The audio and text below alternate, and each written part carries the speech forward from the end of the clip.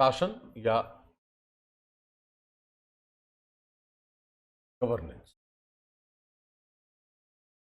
साधारण अर्थों में इसको कहेंगे कि यह नीति निर्माण और नीति क्रियान्वयन करने वाली एक संकल्पना है। Governance is a concept which covers or involves policy making and policy implementation। शासन व्यवस्था या शासन वह अवधारणा है जिसमें नीति निर्माण और नीति क्रियान्वयन की प्रक्रियाएं शामिल होती। इसमें एक शब्दावली आ रही है व्यवस्था। कोई ना कोई एक ढांचा, एक ऑर्डर होगा, कोई संरचना होगी जो यह कार्य करेगी। वह जो ढांचा है वह किसी न किसी विचारधारा पर आधारित होगा। तो हर शासन व्यवस्था की अपनी एक विचारधारा होती है और उसी विचारधारा के अनुरूप वह जो शासन व्यवस्था होगी वह नीति निर्माण भी करेगी और नीतियों को लागू भी करेगी। यह भी देखेगी कि अगर नीतियों को लागू करने के दौरान कोई विवाद हो रहा है तो उस विवाद या उन विवादों का समाधान कैसे किया जाएगा, यह भी उसी विचारधारा पर निर्भर करेगा जिस विचारधारा पर वह शासन व्यवस्था आधारित है। का मतलब यह हुआ कि कोई भी शासन व्यवस्था हो, उसकी समझ विकसित करने के लिए हमें सबसे पहले यह देखना होगा कि वह किस विचार पर, किस विचारधारा पर आधारित है और उसके अनुरूप वह कैसे कार्य करता है। पहले तो दो वाक्य यह लिखिए कि शासन व्यवस्था की संकल्पना में, शासन व्यवस्था की संकल्पना में नीति निर्माण और नीति क्रियान्वयन जैसी प्रक्रियाएं, नीति निर्माण और नीति क्रियान्वयन जैसी प्रक्रियाएं शामिल हैं।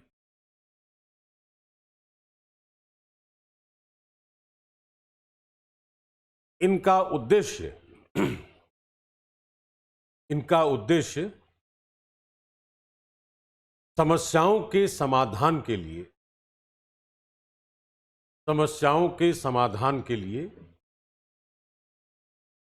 निर्णय करना है ताकि उस राज्य या राष्ट्र की अखंडता, एकता और अखंडता बनी रहे तथा जन कल्याण होता रहे, जन कल्याण होता रहे।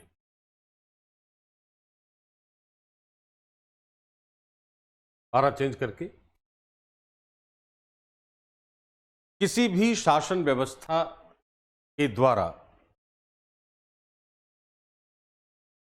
नीतियां बनाने और उन्हें लागू करने के लिए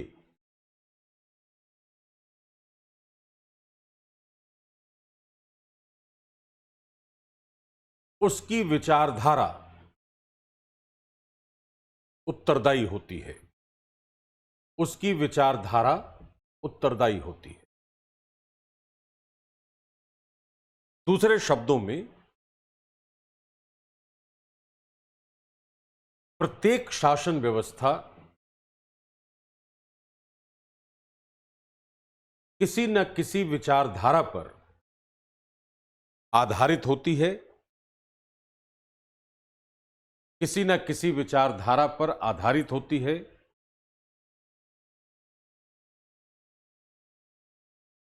जो नीति निर्माण और उसके क्रियान्वयन को, जो नीति निर्माण और उसके क्रियान्वयन को निर्देशित करती है।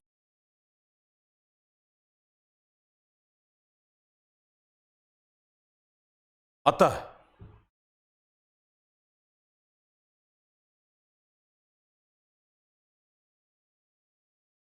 विचारधारा के आधार पर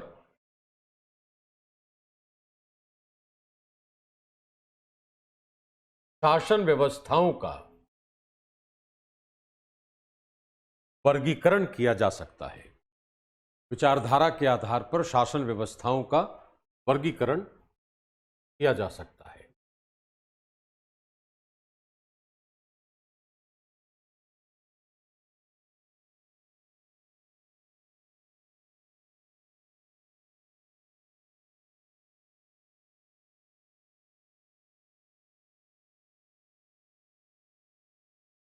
पहली है उदारवादी या लिबरल।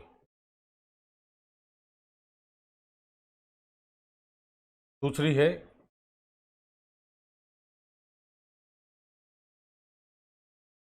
अधिनायकवादी या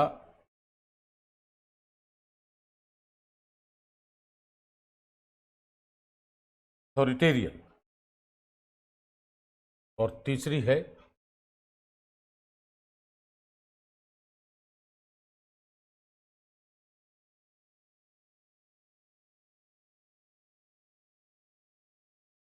सर्वसत्तावादी या टोटलिटेरियन। तीन हो गई। उदारवादी में क्या है? व्यक्ति की स्वतंत्रता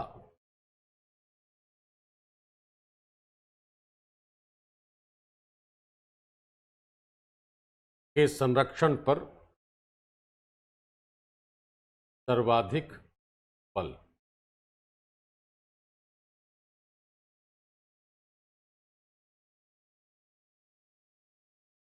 और प्रकृति इसकी कैसी होगी? लोकतांत्रिक, डेमोक्रेटिक।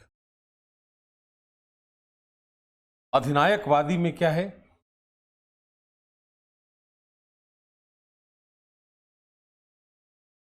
संसाधनों तथा व्यक्तियों पर राज्य का नियंत्रण, अर्थात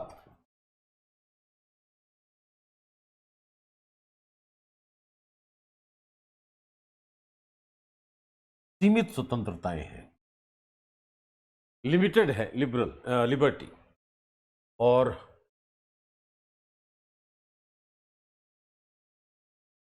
एक दलीय शासन व्यवस्थाएं इसके उदाहरण हैं, जैसे चीन है। यहां उदाहरण दे सकते हैं, जैसे अमेरिका है, भारत है, ब्रिटेन है। यहां चीन हो गया ये, या पूर्व सोवियत संघ। साम्यवादी जो राज्य है, कम्युनिस्ट स्टेट्स जितने भी हैं वो हो जाएंगे। सर्वसत्तावाद में क्या हो गया?